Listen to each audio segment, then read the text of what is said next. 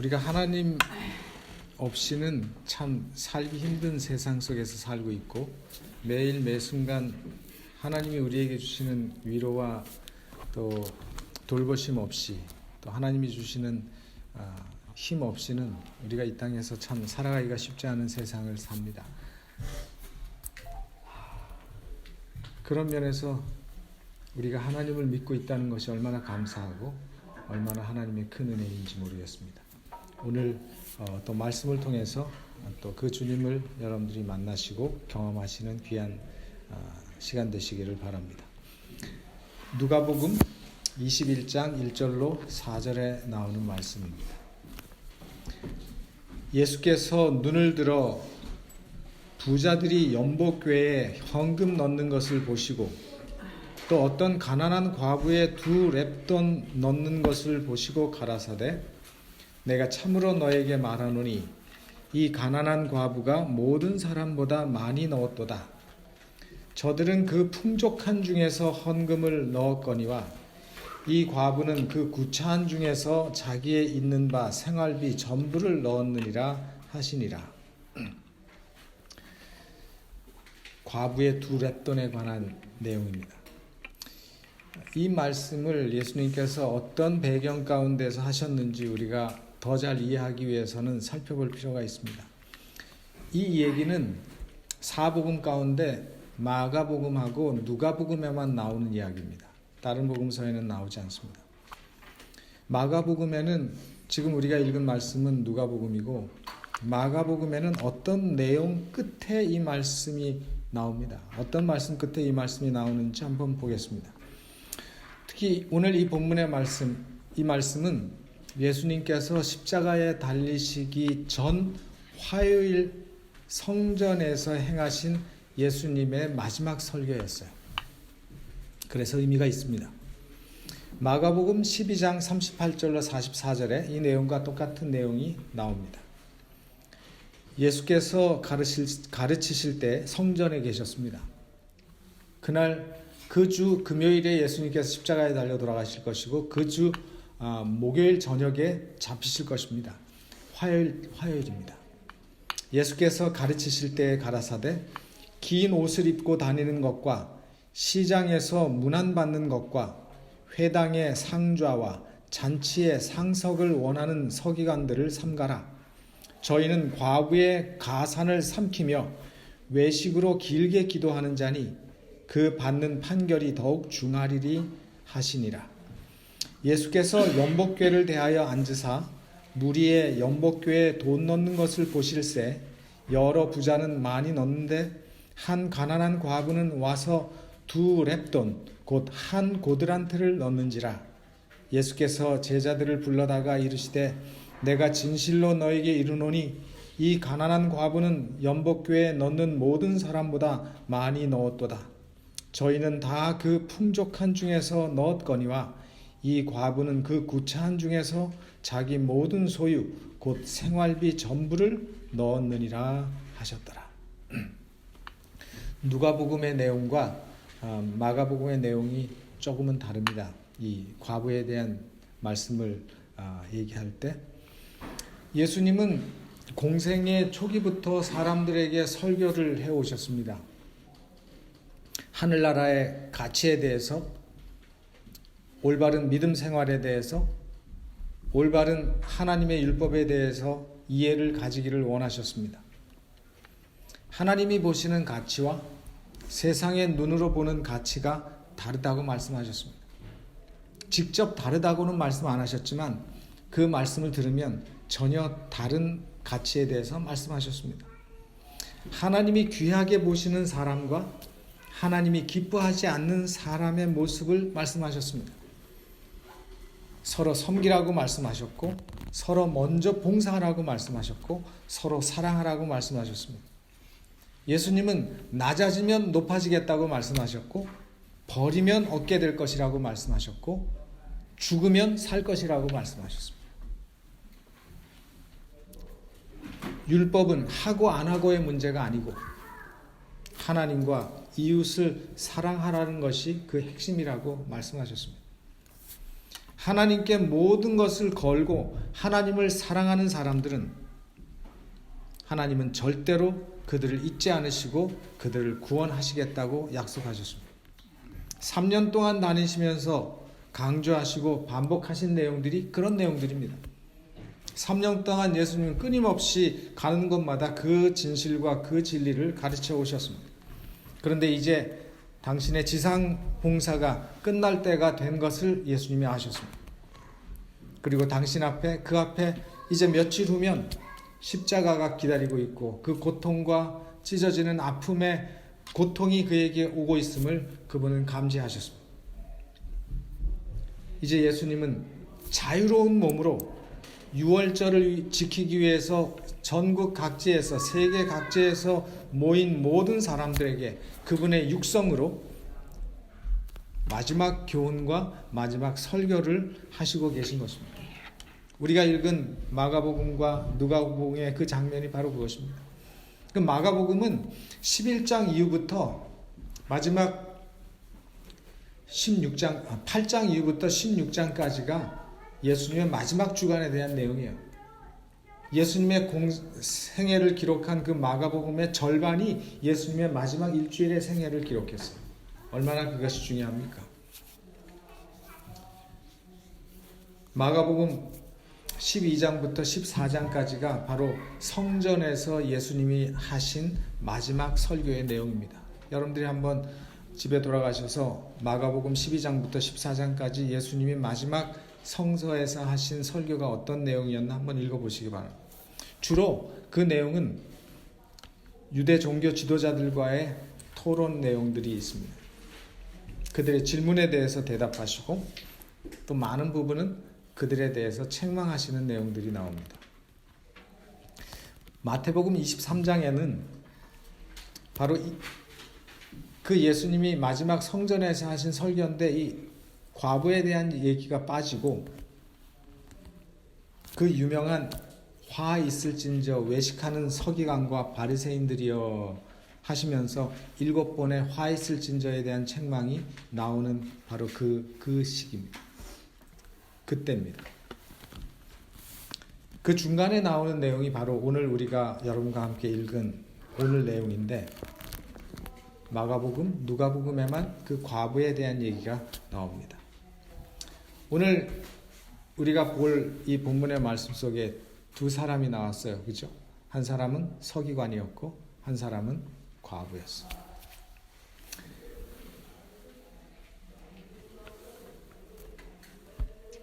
서기관과 과부. 여러분들은 어떻게 생각하실지 모르지만 그 당시의 배경으로 보면 가장 대조적인 신분과 지위를 가지고 있었던 사람들입니다. 그 당시에 서기관은 어떤 사람들이었는가 하면 관리였어요. 힘이 있는 사람들입니다. 다윗 왕이 됐을 때 이 서기관 제도가 처음 생겼어요. 성경에 보면은. 그래서 주요 관리들, 그런 사람들이 다윗 시대에는 서기관이었어요. 그 임무는 뭔가 하면 율법을 기록하고 가르치고 시대별로 조금씩 그 서기관들의 임무가 달랐어요. 다윗이 세우고 그 왕정 시대에는 주로 그 관직이었어요. 왕의 비서 역할을 하는 사람이었어요. 그리고 회계, 장부를 적고 문서를 기록하고 정리하고 이런 것들이 서기관이 하는 일이었어요. 굉장히 중요한 일이죠. 그러니까 오늘날로 얘기하면 비서실 같은, 대통령 비서실 같은, 비서실장 같은 그런 임무가 서기관의 임무였어요. 그러다가 이스라엘이 망하고 바벨론 포로에서 돌아온 이후에는 서기관의 임무가 바뀌기 시작했어요. 어떻게 바뀌었는가 하면 그런 어떤 정치적이고 어떤 관리적인 그런 임무에서 종교적인 그 역할이 더 가미됐어요. 율법 학자로서의 역할을 하기 시작했습니다. 그래서 왜냐하면 바벨론 포로 이후에 이스라엘 백성들은 하나님의 율법에 대해서 굉장히 중요하게 생각했고 그때부터 여러 전통들이 생기기 시작했거든요. 그래서 이 하나님의 율법을 가르치고 율법을 필사하고 율법을 기록하고 그 율법에 대해서 해석하는 그 임무에 대해서 굉장히 중점을 두었습니다. 그래서 서기관은 다윗 왕과 그 왕권 시대, 왕정 시대에는 주로 일반적인 사무로 하다가 바벨론 포로 이후에 드디어 율법에 대한 해석을 하고 율법을 가르치고 율법을 연구하는 그 기능이 점점점 강해지기 시작했습니다. 그러다가 이제 예수님이 오셨을 그 신약 시대에는 서기관들은 바리새파가 아니면 서기관이 되지 못했어요. 그래서 서기관들은 모두가 바리새인, 율법사로도 불렀습니다.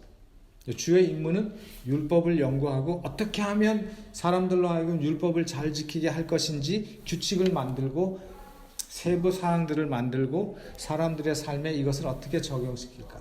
그러니까 안식일에 뭐 오리 이상 가면 안 되고 뭐 보리 이상 털면 침 뱉으면 물 주는 거고 이런 세부 항목을 만든 사람들이 다 누군가 하면 바로 이 서기관들이었어요.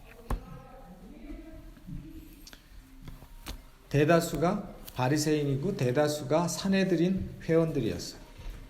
이 서기관들은 여러분들이 이 사진에서 보시는 것처럼 세마포로 된 긴 통옷과 땅에까지 닿는 긴 두루마기를 입고 하나님의 율법을 상징하는 가죽띠를 두르고 머리에 띠를 뜨고 수건을 쓰고 이렇게 탁 보면 표시가 날 정도로 다녔어요. 예수님 당시의 서기관들은 지배 계급이었습니다. 산헤드린 회원이었고 바리새인들이었고 그들은 돈과 권력을 다 함께 가지고 있는 사람들이었습니다. 그리고 예수님께서 계시면서 외식하는 사람들의 대표적인 신분으로서 지적받은 사람들이 바로 이 바리새인과 서기관. 근데 예수님 당시에 과부는 그럼 어떤 사람들인가? 율법에는 과부를 긍휼히 여기고 돌봐주라고 예수님께서 말씀하셨습니다. 고아와 과부는 항상 함께 나왔습니다. 초대교회에도 과부를 구제하고 이에 깊은 관심을 두라고 하는 말씀을 많이 하셨죠. 그래서 이 과부는 가난과 멸시 속에서 그저 먹고 하루하루 먹고 살기에 급급한 신분을 가진 사람들이 예수님 당시의 사람들, 과부들이었어요. 요즘하고는 좀 다릅니다. 그죠? 요즘은 그렇지도 않죠. 그래서 오늘 본문의 말씀에 등장하는 이 두 사람을 예수님께서 비교하시면서 우리에게 말씀하시는 것이 무엇일까? 겉으로 드러나면 그것은 외식의 문제이지만 그런데 그 핵심은 예수님은 마음을 아시고 그 마음을 보시고 예수님은 사람들의 동기를 보신다는 것입니다. 그리고 또 하나의 핵심은 예수님은 사람들이 보지 않는 것을 보신다는 것입니다.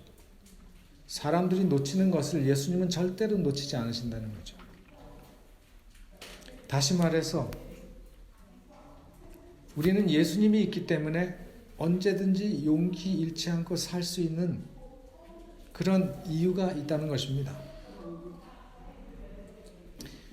또 동기가 무엇인가?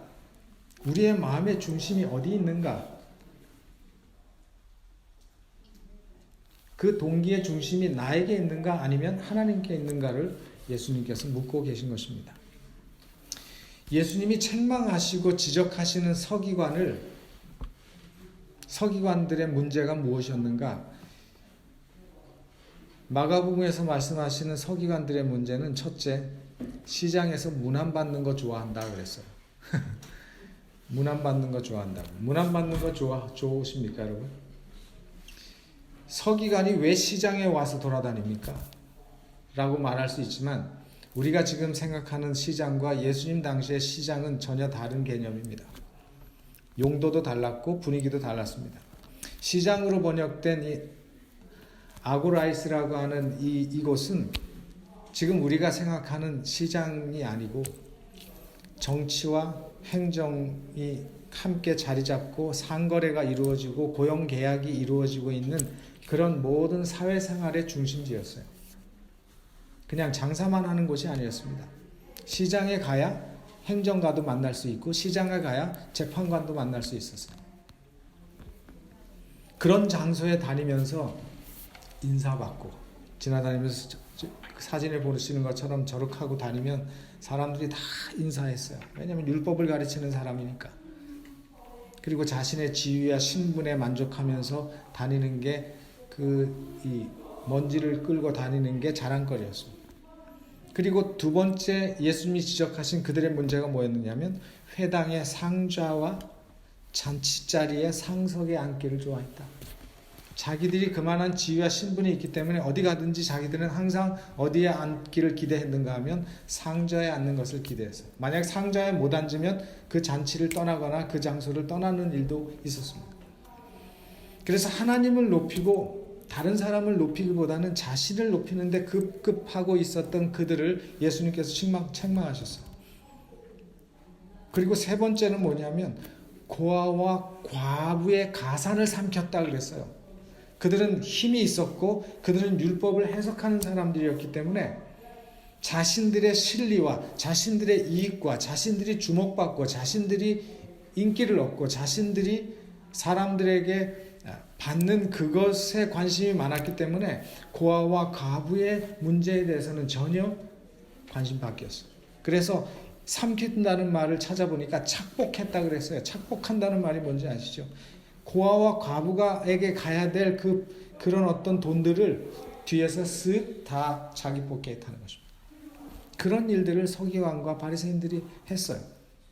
그래서 그 당시에 그런 것을 보는 깬 사람들은 예수님 말고도 그런 것들을 본 깬 사람들은 그런 모습을 보면서 속으로 답답해하면서 저것들이 나쁜 놈들, 저 나쁜 놈들 그렇게 답답해하는 사람들이 예수님 말씀을 들을 때 얼마나 속이 시원했을까요? 그런 사람들이 많이 있었습니다. 어쩌면 그런 사람들에게 왜 하나님은 엄폐하시고 저런 사람들이 저렇게 부유하고 권력 가운데서 저렇게 살고 떵떵거리고 저렇게 가난하고 고아와 저 사람들이 저렇게 못 먹게 살게 내버려 두시나 이렇게 말하고 마음속에 생각하고 있는 사람들에게 주시는 대답이기도 했습니다. 갈라디아 6장 7절로 8절에 스스로 속이지 말라. 하나님은 만홀히 여김을 받지 아니하시나니 사람이 무엇으로 심든지 그대로 거두리라. 자기의 육체를 위하여 심는 자는 육체로부터 썩어질 것을 거두고 성령을 위하여 심는 자는 성령으로부터 영생을 거두리라. 하나님은 만홀히 여김을 받지 않으신다 그랬어요. 아무리 사람들 앞에서는 거룩함과 경건함을 가지고 가장하고 속일 수 있어도 주님은 다 아시고 주님은 보고 계신다고 말씀하십니다.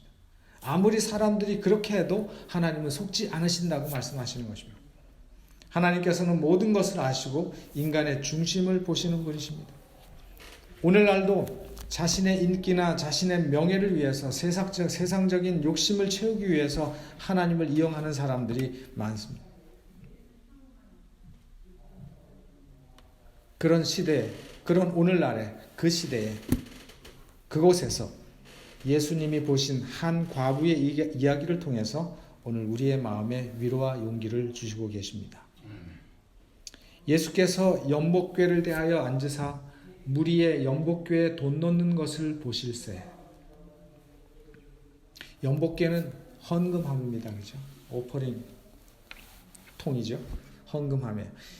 이 연복궤는 예수님 당시에 성전에 가면 제사장의 뜰이 있고 레위인의 뜰이 있고 그 다음에 남자의 뜰이 있고 그 다음에 여인의 뜰이 있고 그 다음에 이방인의 뜰이 있었어요. 적어도 한 4개의 계단이 있었어요. 그래서 이방인들은 여인의 뜰 가까이까지밖에 접근 못했어요. 여인들은 또 남자들이 갈 수 있는 곳까지 가지 못했어요. 그냥 보통 남자들은 레위인이 일하는 곳까지 못 들어갔어요. 그래서 그렇게 턱을 만들어가지고 그들이 갈 수 있는 곳을 해놓고 그 입구에는 경고판들이 다 쓰여져 있었어요.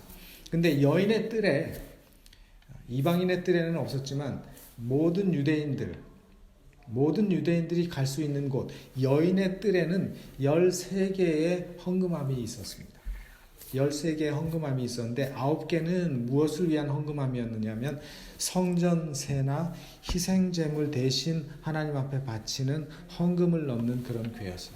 그러니까 자유롭게 와서 하나님께 헌금을 바쳤어요. 그게 9개가 있었고 나머지 4개는 성전을 수리한다든지 아니면 성전에 뭐 어떤 것을 보수한다든지 성전에 어떤 장식을 한다든지 하나님의 성전에 관해서 쓰는 그 돈을 바치는 헌금함이 4개가 있었어요.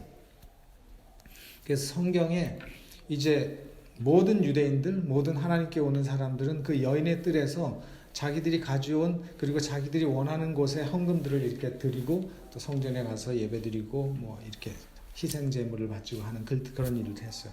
그래서 성경에 읽어보면 많은 부자들이 서로 경쟁하듯이 많이 헌금을 했다는 것입니다. 그 헌금함에 다. 동전이 많으니까 뭐예요? 많이 넣어야죠. 집어넣어서.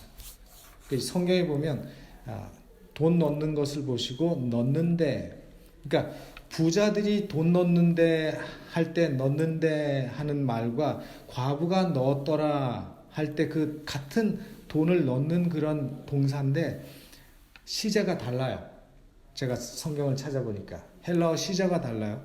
어떻게 다른가 하면 부자들이 넣는데 그 시제는 미완료 시제를 썼어요. 미완료 시제라는 것은 뭐냐면 계속 반복한다는 거죠. 그러니까 돈이 많으니까 계속 넣고 있는 거예요. 이렇게 계속 딸랑딸랑 딸랑딸랑. 그리고 동전이 크니까 소리도 컸겠죠. 딸랑딸랑 들어가고 많이 넣었다는 말입니다. 그러니까 근데 두 렙돈을 넣는지라, 과부가는 두 렙돈을 넣는지라 라고 하는 그 말씀을 보니까 그 시제가 부정과거형이에요. 그 부정과거형은 어떤 뜻인가 하면 한 번 동작으로 끝나는 거예요. 부자들은 계속 넣었고 한 사람이, 과부는 한 번 땡 넣고 사라졌어요. 한 번 동작으로 끝났어요. 그냥 없는 건 없으니까. 그래서 여러분들이 두 렙돈이 얼마나 될까? 제가 두 렙돈을 가져왔어요. 제가 전에 이스라엘 갔을 때 데나리온 한 데나리온 데나리온 그 큰 동전은요 너무 비싼데 이 데나리온은 이 렙돈은 무지무지 쌌어요. 그래서 제가 하나 샀어요. 근데 이게 워낙 작다 보니까 지저분하고 이렇게 사람이 이렇게 목걸이에 할 수 있게 했는데 한번 드릴 테니까 한번 보세요. 얼마나 작은지. 가볍고.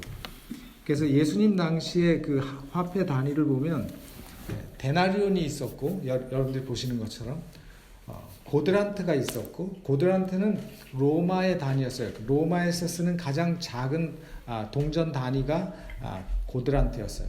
한 고드란트는 4분의 1 아사리온이에요. 한 아사리온은 4고드란트였어요. 그리고 렙돈이 있었는데 헬라의 화폐 단위로 렙돈은 당시에 가장 작은 화폐 단위였어요. 오늘날로 얘기하면 뭐예요? 오늘날로 말하면 1센트 정도 되는 거죠. 근데 예수님 당시에 제일 주로 일반적으로 쓰였던 단위가 뭐냐면 데나리온이었어요. 데나리온. 근데 한 데나리온은 여러분들이 설교를 많이 들으시고 말씀을 많이 들으셔서 알지만 한 데나리온은 하루 노동자가 하루 종일 일하면 받을 수 있는 하루 일당이 한 데나리온이었어요. 그리고 이 한 데나리온을 받으면 보통 그 당시에 일반 사람들은 그것을 뭘로 바꾸는가 하면 왜 우리도 그렇잖아요. 100불짜리 가지고 잘 쓰기 힘드니까 100불짜리를 쪼개잖아요. 20불짜리로.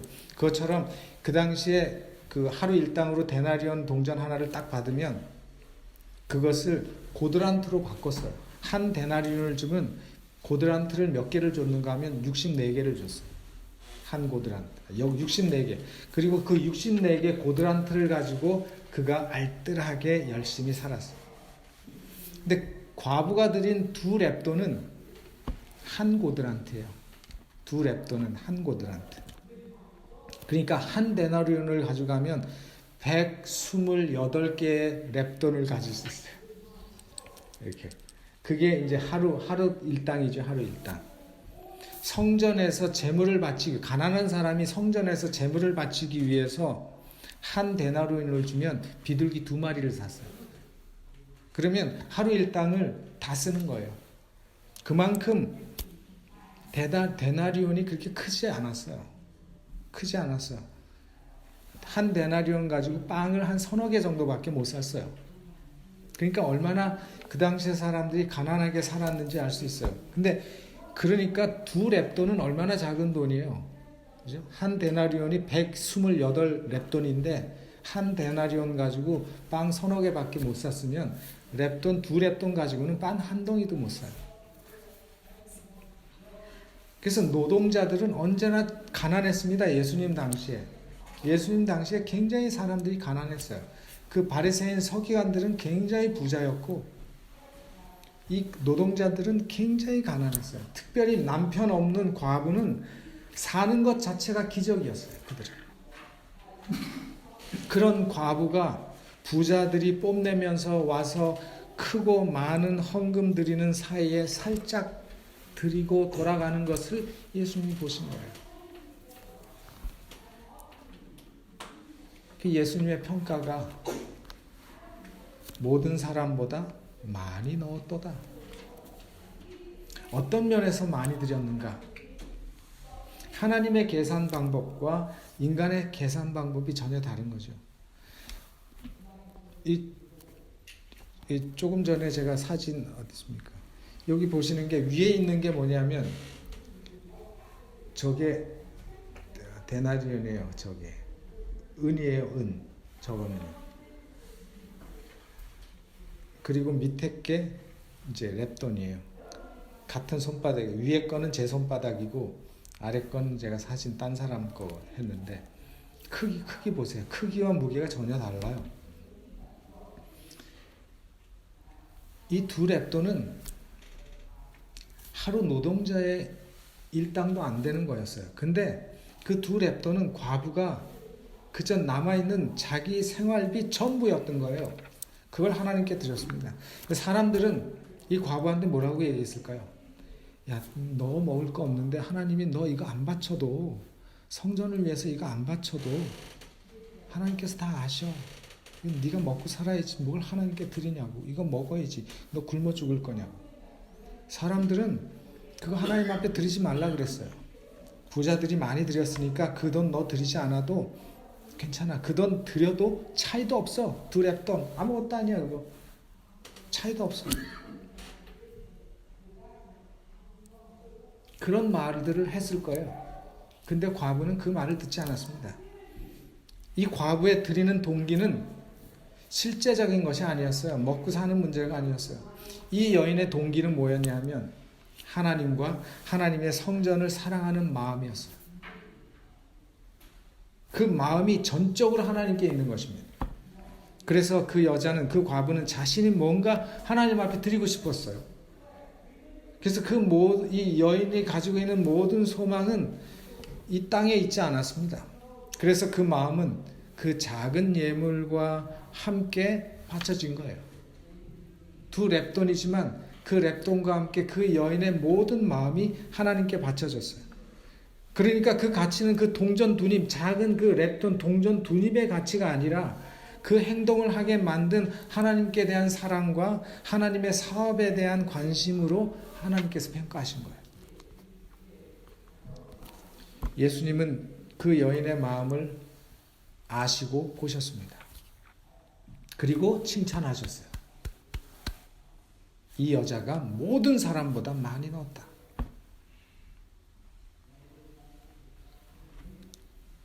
그러니까 우리가 훌륭하다, 믿음 좋다, 또 어떨 때는 아니 저 사람 믿음 왜 저래? 저렇게 오래 다녔는데 저 사람 왜 저렇게 살아? 네? 우리는 그렇게 우리가 눈에 보이는 것으로 판단하잖아요. 근데 하나님께서는 우리의 행동의 동기로 판단하시고 계신 것입니다. 그래서 우리가 아무리 찬양하고 아무리 칭찬하는 것도 하나님께서는 얼굴을 돌리시기도 하고 우리가 전혀 가치 있게 여기지 않고 주목하지도 않는 것을 우리 하나님께서는 이 과부처럼 주목하시면서 기뻐하신다는 것입니다. 그로 인해서 하나님께서 영광을 받고 계신다는 것입니다. 그래서 믿음과 사랑이 있는 그 마음이 가장 값진 예물보다 귀하다고 하나님께서는 평가하신다는 것입니다. 예수님은 이 헌금함들 중에 13개의 헌금함들이 있고 6월절이니까 얼마나 많은 사람들이 누구에게 질세라 모아온 헌금을 그 헌금함에 딸그랑거리면서 무거운 돈들을 다 떨어뜨렸습니다. 그렇게 주변에서 헌금함에 돈 떨어지는 소리를 듣고 있는데 예수님의 귀에는 이 가난한 과부의 그 작은 두 렙돈이 떨어지는 소리를 들으셨어요. 그 렙돈은 무지무지 가볍습니다, 여러분. 제가 저기 그거는 쇠로 쌓였기 때문에 좀 무겁지만 그거 빼버리면 굉장히 가벼워. 1센트보다 훨씬 가볍습니다. 1센트 4등분 한 거에 한 조각 정도밖에 안 돼요. 크기도. 굉장히 작아요. 근데 그 두 렙돈이 떨어지는 소리를 예수님이 들으셨다는 거예요. 얼마나 어메이징합니까? 그 소리를 예수님이 들으셨어요. 그리고 그 여인을 칭찬하셨어요. 얼마나 감사합니까? 열왕기하 20장 5절에 다윗의 하나님 여호와의 말씀이 내가 내 기도를 들었고 내 눈물을 보았노라. 이 하나님의 눈에는 하나님을 사랑하고 하나님께 매달리고 하나님의 도움을 구하는 모든 사람들의 호소와 그 소리가 아무리 미미하고 아무리 적어도 하나님께는 그 소리가 들린다는 것입니다. 시편 56편 8절에 나의 유리함을 주께서 계수하셨으니 나의 떠돌아다니고 쫓겨다니고 도망다니는 그 모든 하루하루 날수를 주님께서 계수하셨으니 나의 눈물을 주의 병에 담으소서. 주의 책에 기록하지 아니하였나이까. 그 모든 내가 고생하고 고통한 것들을 주님께서 아시고 내 눈물을 주의 눈물병에 담고 계시다고 말씀하셨어요. 얼마나 놀라운 은혜입니까? 하나님께는 우리 모두가 그런 존재들입니다. 하나님은 우리를 귀하게 여기십니다. 우리 하나님은 우리의 사정에 관심이 많으십니다. 하나님은 우리의 사정을 결코 넘기지 않으십니다. 우리 하나님은 우리의 사정을 다 보고 계시며 다 알고 계십니다. 이 과부는 이 땅에서 아무도 알아주는 사람이 없었어요. 아무도 알아주는 사람이 없었어요. 그래서 그는 그 부자들이 돈 넣는데 부끄럽지만 살짝 넣고 빨리 사라지려고 그랬어요. 하지만 예수님께서는 그 여인을 보셨고 그 소리를 들으셨고 그 여인의 마음을 아시고 그 여인을 칭찬하시고 그 여인을 인정하셨어요. 오늘 여러분들이 마음에 공허함이 있습니까? 오늘 여러분들의 마음속에 부담들이 있습니까? 하나님은 여러분들의 사정을 아십니다. 오늘도 우리 예수님의 귀는 우리의 작은 소리를 듣고 계세요. 오늘도 우리 예수님의 그 눈은 우리의 중심을 들여다보고 계십니다. 아무리 사람들은 몰라도 예수님은 알고 계시죠. 우리의 마음을 아십니다. 그렇기 때문에 우리는 이런 예수님을 믿고 이런 예수님이 계시기 때문에 행복하고 이런 예수님을 믿고 있으니 든든하고 감사할 수밖에 없는 것입니다. 바로 오늘 이 예수님을 여러분들의 마음에 모시기를 바라면서 오늘 말씀을 줄이겠습니다.